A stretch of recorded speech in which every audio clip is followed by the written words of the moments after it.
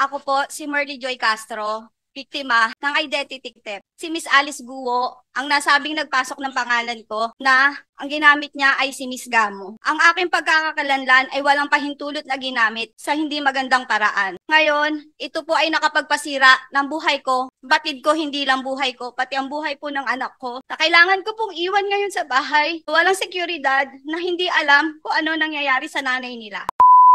Ako po ay natatakot talaga. Hindi ko po alam kung paglabas ko ano po mangyayari sa akin kasi hindi ko po alam talaga kung saan nagsimula, kung paano, kung baka bukas wala na ako. Parang hindi ko na kaya.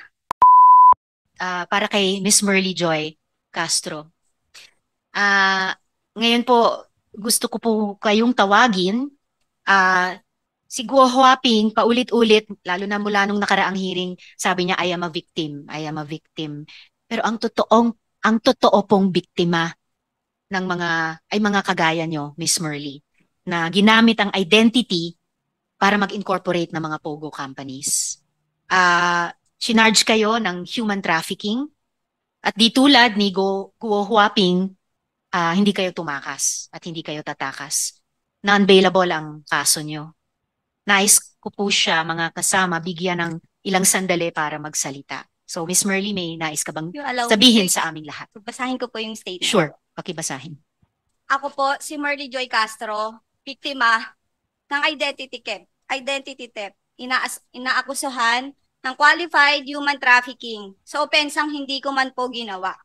Si Miss Alice Guo, ang nasabing nagpasok ng pangalan ko na ang ginamit niya ay si Miss Gamo.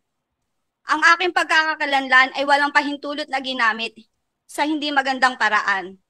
Ngayon, ito po ay nakapagpasira ng buhay ko. Batid ko hindi lang buhay ko, pati ang buhay po ng anak ko.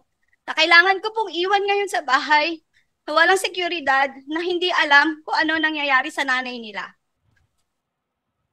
Ako po ay isang ordinaryong tao, nagtatrabaho bilang BPO call center para maibigay ang pangangailangan ng pamilya. Na ngayon, kailangan ko pong mag-resign dahil sa kailangan kong harapin tong kasong to na kahit kailan, hindi ko po kayo pinahintulutan gamitin yung pangalan ko ng kahit saan dahil wala po akong pinipirmahan. Wala akong nakitang papel na ganun para mapunta doon yung pirma ko.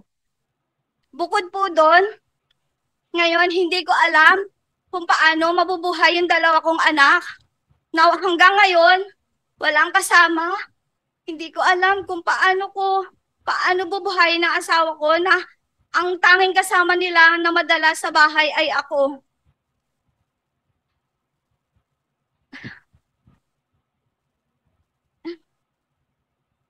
Ako po ay natatakot talaga, sa mga anak ko kung paano po sila. Kahit gayon din sa buhay ko, simula po nung lumabas ako noong June dito, nag-request po ako sa company na i-work from home kasi po, hindi ko po alam kung paglabas ko ano po mangyayari sa akin kasi hindi ko po alam talaga kung saan nagsimula, kung paano, kung baka bukas wala na ako. Parang, hindi ko na kaya. Inom ka muna ng tubig, Miss Merly.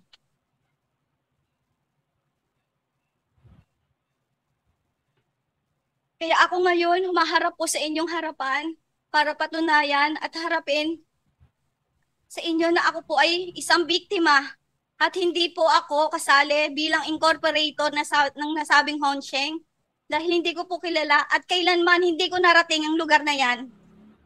Ayun lang po, Madam Chair. Salamat sa iyo, Merly. It is my understanding that the NBI will take Miss Merly now and take her into their custody, put her in custody. Sana yung mga payo na naibigay ng ating mga government agencies tulad ng DOJ sa mga naunang biktima ng identity theft na humarap dito ay maipayo din para sa kanyang konsiderasyon at para mabigyan ng kaunti pang linaw yung kinabukasan ni Miss Merly at nung kanyang mga anak, yung kanyang pamilya. Merly, ang sabihin ko lang sa inyo ngayong gabi, sa ngalan ng komite ay masaserve din po ang hustisya. Minsan matagal, minsan maganit, pero masiserve din po iyon. Attorney Magno, mayroon po kayong gusto sabihin? Just to put on record, Madam Chair, that Ms. Santos voluntarily surrendered to the National Bureau of Investigation, to the Senate. Salamat po, Attorney Magno. So, ingat po kayo, Ms. Merly. Maraming salamat. At susubaybayan po ng komite ang inyong magiging kapalaran. Thank you po. At this point, I'd turn over the floor to Senator Sherwin if he would like to raise questions this evening. Senator Sherwin. Madam Chair, I'll reserve my questions for the next, I understand there's another hearing next time in light of the new information that came out. Pero bago ho tayo matapos, Madam Chairman, dahil napag-usapan ho natin identity theft, meron ho kaming nakuhang birth certificate. No, actually nakuha namin marriage certificate ni Jessica Francisco. Narinig ko ho kanina kay Jessica Francisco na ang asawa niya ay isang Dutch. Pero dito sa marriage certificate, merong, I'll flash it, ang asawa niya dito sa Pilipinas ay isang Orlando Sapsap. Na dito po sa Pilipinas kinasal. So obviously, itong si Miss Maslog, ninakaw niya yung identity nitong si Jessica Francisco.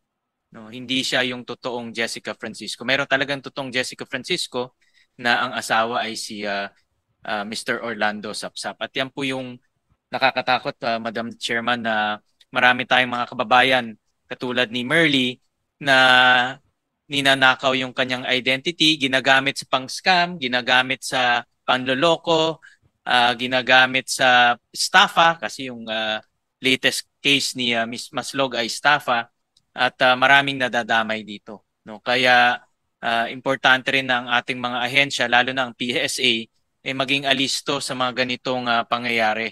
At of course, ang DFA, no? Dahil ginagamit nila itong identity theft sa pagkuha ng passport at yan ang kanilang katibayan na sila ay tunay na tao. So ito ay isang bagay na dapat natin seryosohin at maiayos rin, no, itong mga ganitong identity theft na nangyayari. But I'll reserve my questions, Madam Chair, till the next hearing. Maraming salamat po. Maraming salamat din po, Senator Sherwin.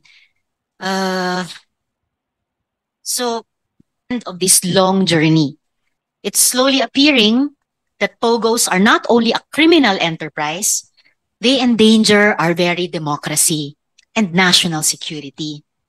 Umalabas sa mga pahayag ni Xie Zhijiang at Wang Fugue na di lang mga Pilipino ang biniktima ng mga POGO, pati ang mismong pambansang interes at seguridad natin ang nilalagay nito sa panganib.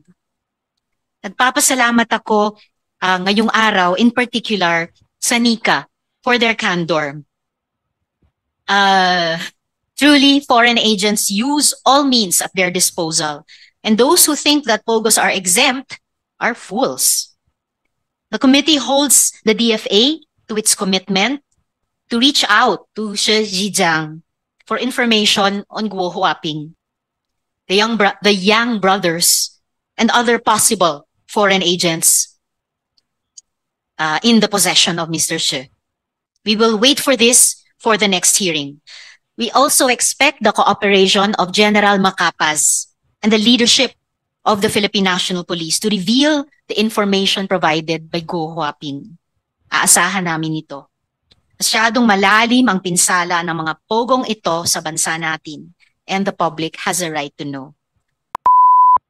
Umani naman ito ng iba't ibang reaksyon mula sa ating mga netizens. Ayon kay Ireneo Pantuya, dapat dyan sa mga nagnanakaw ng mga identity, bitilin ng patiwarik ng hindi pamarisan. Pahayag naman ni Mary Ann Sajulan, obvious naman guilty ang si Guo, bakit di pa tuluyang ikulong ng matapos ng ang hearing ninyo? At ito naman ang saloobin mula sa ating kababayan na si Salvador Sadaba, kawawa naman ang mga ganitong mga biktima, nang dahil kay Guo nasira ang buhay niya. Mga kababayan, feel free to comment below para maglabas ng saloobin sa balitang ito.